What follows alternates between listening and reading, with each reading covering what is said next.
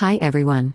I'm Julian, 28F, and I need advice about a situation with my sister Amy, 32F, and our parents. It's a complicated story, so bear with me. Amy and I grew up in Millbrook, a small town in upstate New York. Our dad, Robert, 58M, owns Millbrook Hardware, the town's go-to store for all things home improvement. He started it from scratch when he was just 25 and built it into a successful business. Our mom, Linda, 56F, has been teaching third grade at Millbrook Elementary for over 30 years. She's known as a fun teacher who always goes above and beyond for her students.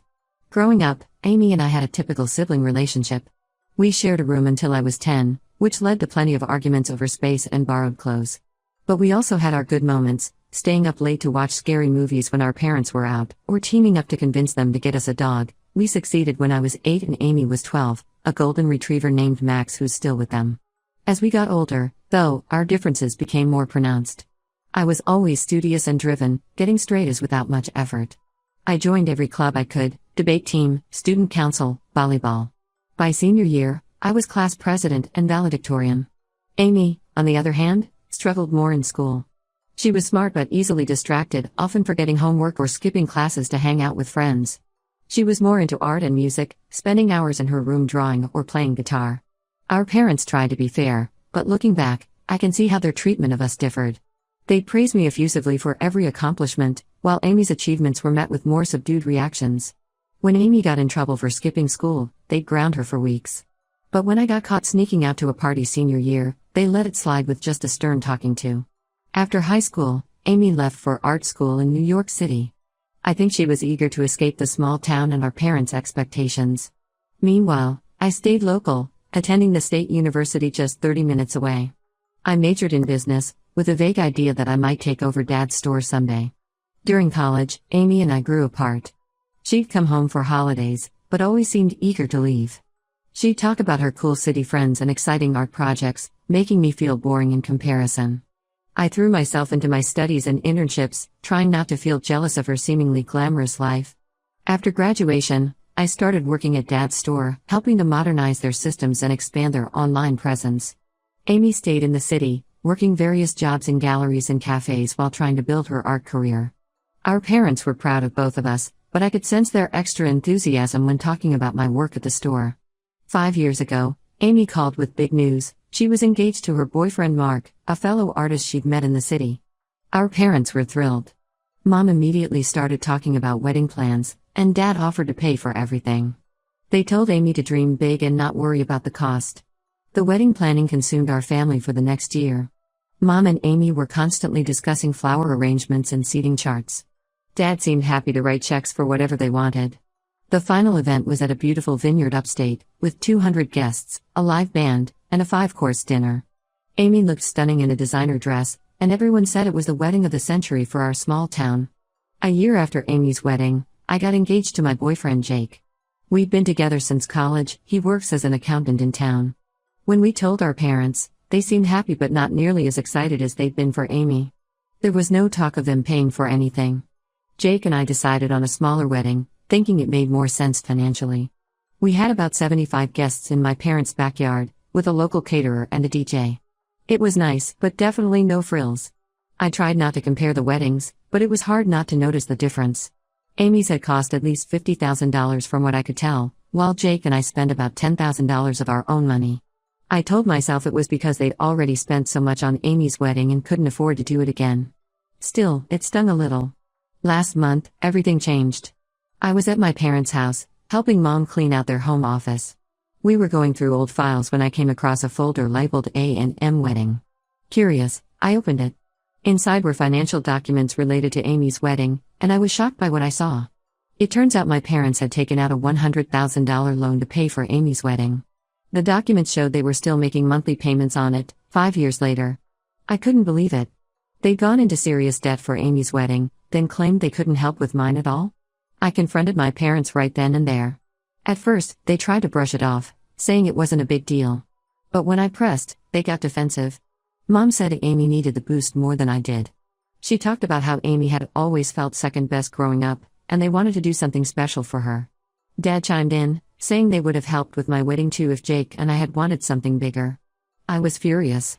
I told them it wasn't about the money itself, but about the blatant favoritism and dishonesty. Why did they feel the need to lie about the wedding costs? Why offer to pay for everything for Amy, but nothing for me? I said I felt betrayed and manipulated. Their reaction made things worse. Mom started crying, saying I was trying to ruin Amy's happiness. Dad got angry, telling me I was being selfish and ungrateful.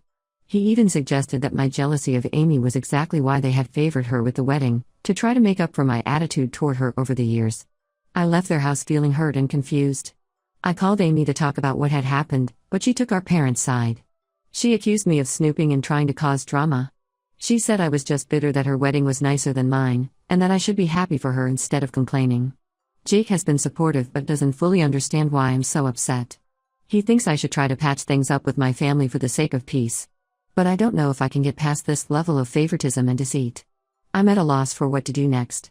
Part of me wants to demand a full explanation from my parents and an apology. Another part wants to cut off contact entirely.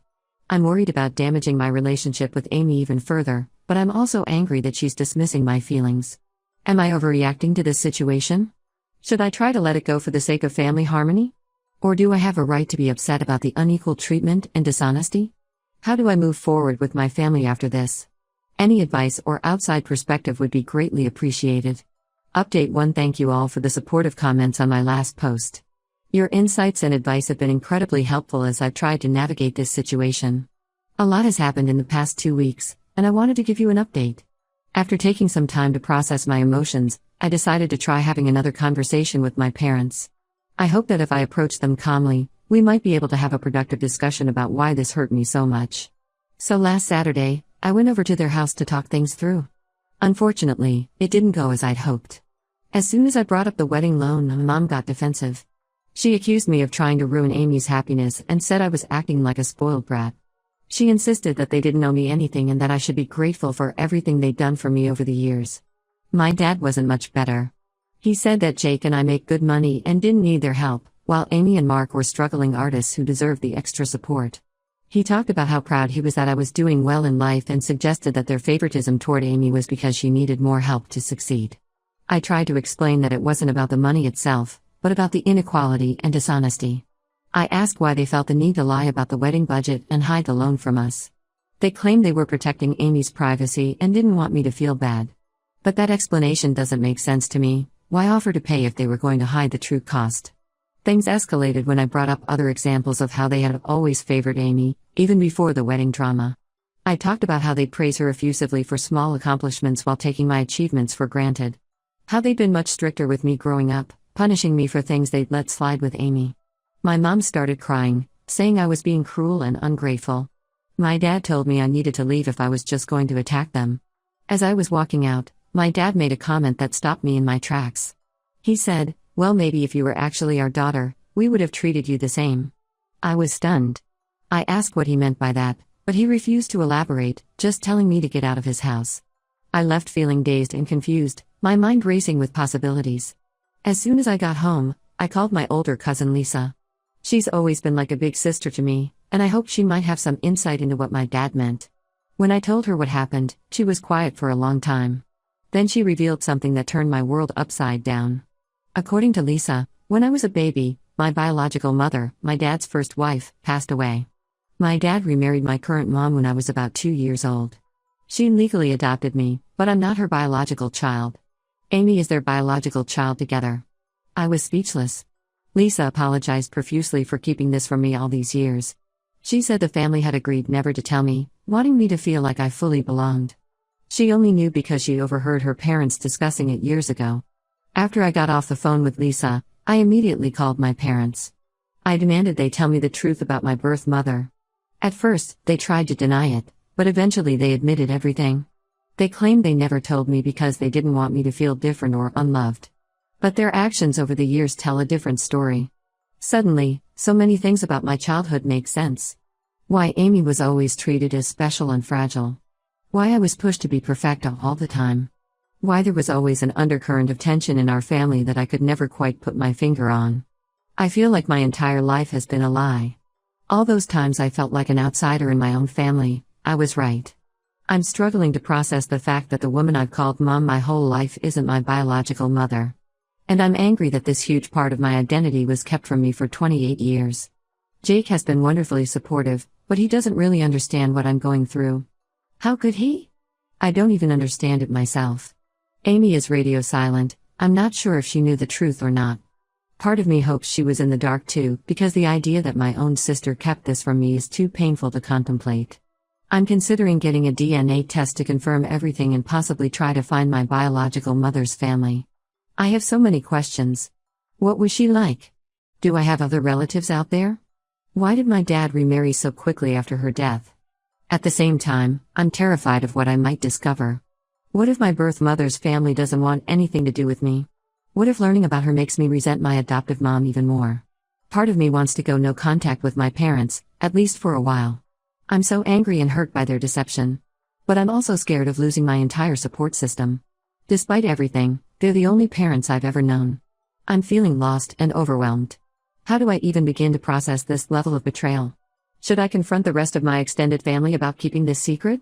How do I move forward in my relationship with Amy? I would greatly appreciate any advice or words of support as I try to figure out my next steps. Has anyone else discovered they were adopted as an adult? How did you handle it? I'm trying to take things one day at a time, but I'm struggling to imagine how I'll ever trust my family again after this. Update 2. It's been a roller coaster few months since my last update, and I wanted to share some developments with you all. Your support and advice have been incredibly helpful as I've navigated this difficult situation. First, I did go ahead with DNA testing to confirm what my parents told me. The results showed that my dad is indeed my biological father, but my mom, or I guess I should say my adoptive mom, is not related to me. The test also revealed that I have some half-siblings on my biological mother's side, which was unexpected. I've been in contact with 2 of these half-siblings, a brother and a sister who are a bit older than me. They were shocked to learn about my existence but have been very welcoming. We've had several long phone calls and video chats, sharing family history and getting to know each other. It's been healing to learn about my birth mother, Julian, through their stories and memories. Apparently, Julian struggled with severe depression for much of her life. She had my older siblings when she was quite young and had difficulty coping with motherhood. By the time she married my dad and had me, her mental health had deteriorated significantly. My siblings say she was hospitalized several times for depression after I was born. This new information has made me reconsider some of my anger toward my dad. While I'm still hurt by the deception, I can understand why he might have wanted to shield me from the painful reality of my early childhood. It doesn't excuse lying to me for 28 years, but it provides some context. I also confronted my extended family about keeping this secret from me all these years. Most claimed they didn't know, but a few admitted they were aware and felt guilty for lying. My aunt, Dad's sister, told me that the family had many arguments about whether to tell me the truth as I got older. She says she advocated for honesty but was overruled by my parents. Amy finally broke her silence about a month ago. She claims she only found out the truth when she overheard our parents arguing about it a few years ago, right before her engagement. Apparently that's what prompted them to go all out for her wedding. They felt guilty that she was upset about the secret and wanted to overcompensate. I'm still furious with my parents, but I've had a few conversations with them to try to understand their perspective. They maintain that they were trying to protect me, but admit they handled things terribly. My adoptive mom broke down crying, saying she always saw me as her real daughter and was terrified I would reject her if I knew the truth. My dad seems to vacillate between guilt and defensiveness. The most shocking development came last week. My parents invited me over, saying they had something important to tell me. When I got there, they handed me a stack of letters. They were from my biological mother, Julian. It turns out Julian didn't die when I was a baby like I was told. She had severe postpartum depression and left when I was an infant, unable to cope with motherhood. She would send letters and birthday cards for me over the years, which my parents intercepted and hid. The last letter was from just 2 years ago. Julian had terminal cancer and wanted to reconnect before she passed away. My parents never told me, and now it's too late. I'm devastated that I lost the chance to meet her and hear her side of the story. I don't know how to forgive my parents for this level of deception. They robbed me of the chance to know my biological mother and to make my own choices about that relationship. I'm struggling with feelings of grief for the mother I never knew and anger at the parents who lied to me my whole life. Jake thinks I should try to rebuild my relationship with my parents, saying they made mistakes but clearly love me. Amy wants us all to go to family therapy to work through this. I'm not sure I'm ready for either of those things. I've been seeing a therapist to help process everything, which has been helpful. But I'm still struggling with how to move forward. Part of me wants to take some time away from everyone to clear my head. Maybe travel for a while or look for a job in another city. I need space to figure out who I am and what I want without the weight of all these family expectations and lies. At the same time, I'm scared of losing the only family I've ever known. Despite their flaws, my parents did raise me and provide for me. And I'm just getting to know my half-siblings. I don't want to cut off those relationships when they're only beginning. I'm also grappling with what this means for my sense of identity. I always saw myself as the responsible, achievement-oriented daughter. Now I'm wondering how much of that was a reaction to feeling like an outsider in my family. Who am I without that role? I welcome any thoughts or advice as I try to chart a path forward. This journey of self-discovery is overwhelming, but I'm trying to stay hopeful that I'll come out stronger on the other side. Has anyone else been through something similar? How did you rebuild trust with family after a lifetime of lies? Update 3. It's been half a year since I discovered the truth about my family, and I wanted to give a final update on where things stand. After a lot of soul-searching and discussions with my therapist, I decided to take a job opportunity on the other side of the country. I'm now working as a marketing manager for a tech startup in San Francisco. The change of scenery has been good for me. I needed physical and emotional distance from my family to process everything and figure out who I am outside of their lies and expectations. Jake has been incredibly supportive throughout this whole ordeal. He's planning to join me in San Francisco once he wraps up some work commitments back home. We're excited to start this new chapter of our lives together. Before I left, I had one last conversation with my parents. It was difficult, but I felt it was necessary for my own peace of mind. I told them that while I understand they thought they were doing what was best for me as a child, I cannot fully forgive them for hiding my biological mother's letters and denying me the chance to meet her before she passed. That was a choice they made when I was an adult, prioritizing their own comfort over my right to know my history. My dad seemed to understand and expressed genuine remorse. My adoptive mom had a harder time accepting my feelings, but I think she's starting to realize the depth of hurt their actions caused. We've agreed to go to family therapy when I'm back in town for holidays, which feels like a step in the right direction. I've decided to maintain low contact with my parents for now. We exchange occasional texts and have short phone calls every few weeks.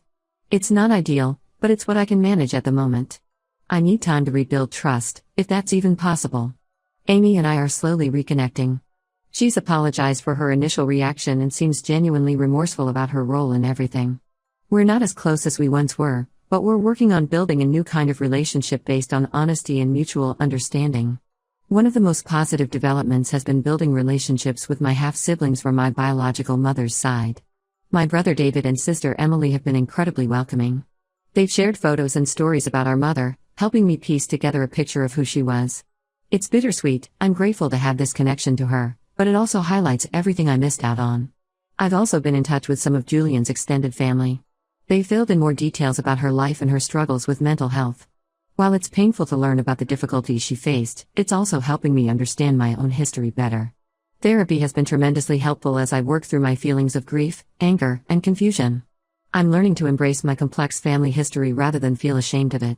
I'm also working on setting healthier boundaries and advocating for my own needs, skills I realized I never really developed in my family of origin. The DNA test opened up some unexpected doors too. I discovered I have a talent for painting, something I never explored before because I was so focused on living up to my family's academic expectations. I've been taking classes here in San Francisco and find it incredibly fulfilling. I can't help but wonder if this artistic streak comes from Julian. Looking ahead, I'm cautiously optimistic about the future. This experience has been incredibly painful, but it's also given me the push I needed to take control of my own life and identity. I'm excited to continue exploring who I am outside of my family's shadow. Jake and I are talking about starting a family of our own in a few years.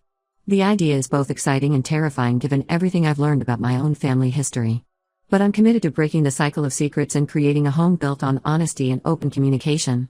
Thank you to everyone who has offered support and advice throughout this journey. Your kindness and perspective have been a lifeline during some very dark times.